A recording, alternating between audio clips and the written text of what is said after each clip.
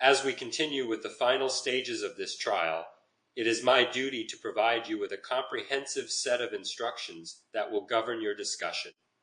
These instructions are based on the law as it applies to the case before you, and it is your duty to follow these instructions carefully. You have been selected and sworn to determine the facts in the case of Black versus Purple. Your role is to evaluate the evidence presented during the trial and apply the law to those facts as I have explained it to you. This process will lead you to your verdict. The evidence you must consider includes the testimony of witnesses, exhibits admitted into evidence, and any stipulations agreed upon by the parties. Remember that statements made by the attorneys during opening and closing arguments, as well as questions posed by the attorneys, are not evidence. Only the testimony and exhibits presented during the trial are evidence. In your deliberations, you must consider the evidence with an open mind and respect the opinions of your fellow jurors. While each of you must decide the case for yourselves, you should do so only after a thorough discussion of the evidence with your fellow jurors. You should not hesitate to change your opinion if convinced you are wrong, but you should not surrender your honest convictions simply to reach an agreement.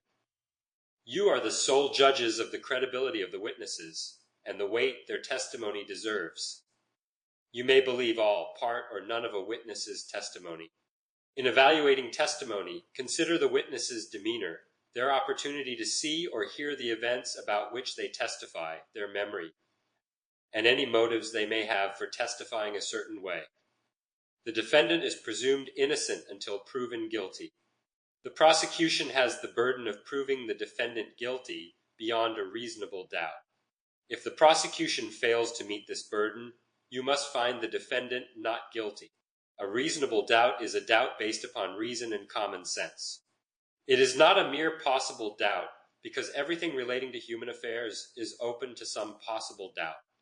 If, after considering all the evidence, you are convinced of the defendant's guilt beyond a reasonable doubt, you should vote to convict. If not, you must vote to acquit. In your deliberations, you must not be influenced by sympathy, prejudice, or public opinion. Your verdict must be based solely on the evidence presented and the law as shown. When you retire to the jury room, you will select a foreperson. The foreperson will lead your discussions and speak for the jury in court. You will then discuss the case with your fellow jurors to reach an agreement, if you can do so conscientiously. If you find from the evidence that the prosecution has proven the defendant guilty beyond a reasonable doubt, you should find the defendant guilty. If the prosecution has not met this burden, you must find the defendant not guilty. Once you have reached a unanimous decision, you will fill out the verdict form provided, notify the bailiff, and return to the courtroom to present your verdict. I thank you for your attention and dedication to this important civic duty. This additional text is designed to provide a more detailed framework for jury deliberations. It is essential to consult with a legal professional to ensure that the charge is fully compliant with the specific laws and facts of the case and jurisdiction in question. This template is for informational purposes only and should not be construed as legal advice. As we proceed with the final stages of this trial, I must emphasize the importance of the task before you. You have been entrusted with a significant responsibility, and the decision you make will have profound consequences. It is essential that you understand and apply the law as I have instructed, and that you weigh the evidence presented with impartiality and diligence.